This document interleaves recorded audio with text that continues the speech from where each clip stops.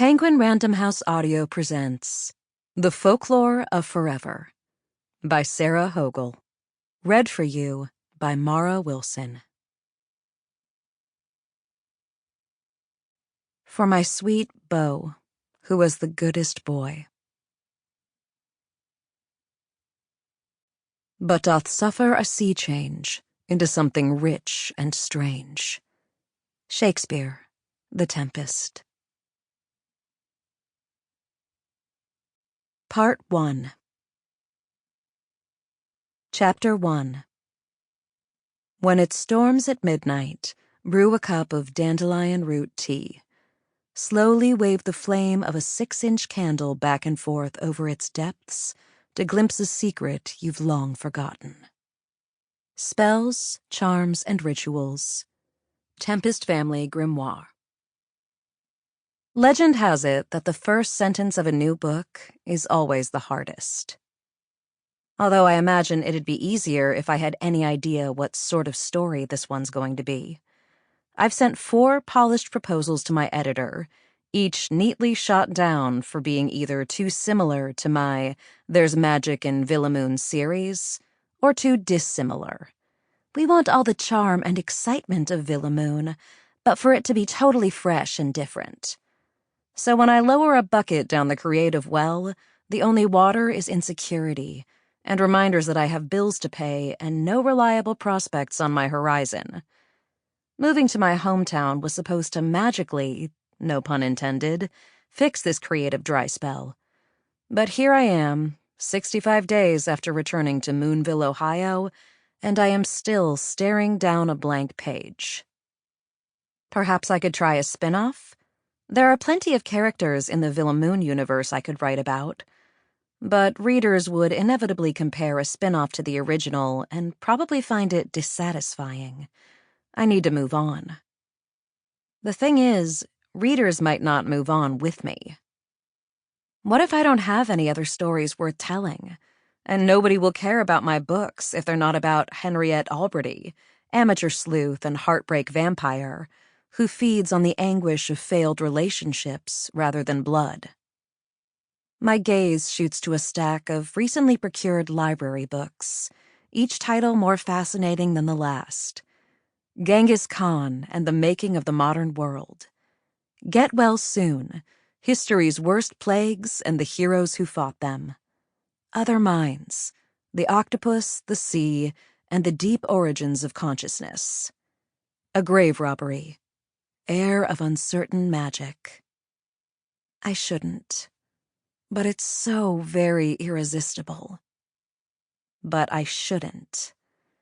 It's been a while since my last novel came out, and I don't have time to mess around. Sales have been declining, which I am told is natural to happen at the tail end of a 7-book series, and I've funneled a fair bit of money into my family's shop. If I don't get another contract in the works, I'll end up needing to find another job, on top of my part-time work at The Magic Happens, which will leave me with even less time for writing, which will make sustaining this career that much harder. My hand, without permission, snatches up a history of the Habsburg Empire, 1526 to 1918. I will draft yet another proposal for a cozy paranormal mystery. It will be brilliant, I promise. But first, it is completely necessary that I learn everything there is to know about the Habsburgs. As my thumb smooths over Chapter 1 toward the union of the Habsburg lands, a soothing peace descends over me like a mist, worries sieving into a distant time and place. Writing has not come easily lately, but reading is always dependably wonderful. This sort of text is my very favorite kind, with maps and an index and appendices. The names of a few rulers, Leopold, Maximilian, Ferdinand, stick to the walls of my brain, happily repeating themselves over and over in the way that, in my experience, select words are oft to do. I look forward to getting lost in new information. A sputter of lightning draws my attention to the window, my gaze falling eye level with somebody else's, looking at me through his window across the street. My heart rate kicks up at the sight of that thick, sleek black hair that tumbles nearly to his shoulders. Dark, clever eyes. Tattoos of constellations spidering up his arms. That incredible jawline alone is the food of poetry. A slowly considering smile pulls at his mouth. My phone rings. Imagine Vallis Boulevard, which is our street, as a thin brick ribbon laid across a giant's palm. On either side of the brick ribbon are all manner of shops, some of the ordinary variety, like Mozzie's Pizza or Riddle and Owl. They sell board games, puzzles, and such. Many others play up our homegrown urban legends, promoting the fantastical in some way. Like how Wafting Crescent, the bakery, advertises their Danish dream cake as baked with 8 drops of love magic. Or how Dark Side of the Spoon, a new diner that's just opened up, claims to have been constructed over crossing ley lines, which allegedly gives their establishment a boost of supernatural energy.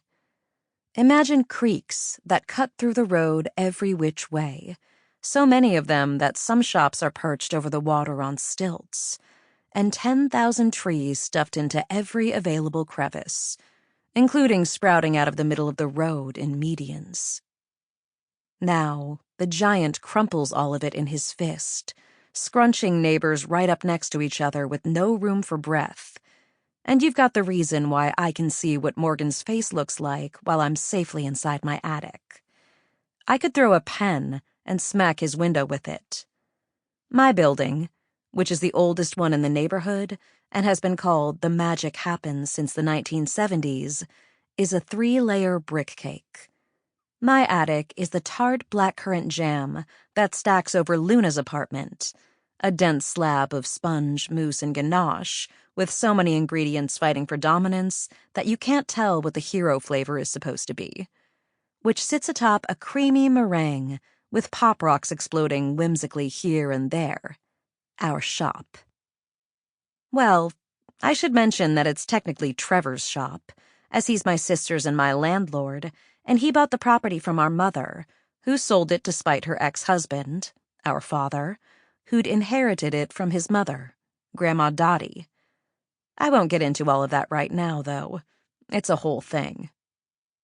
Back to Morgan, and the phone that vibrates itself across my desk, glowing unknown number.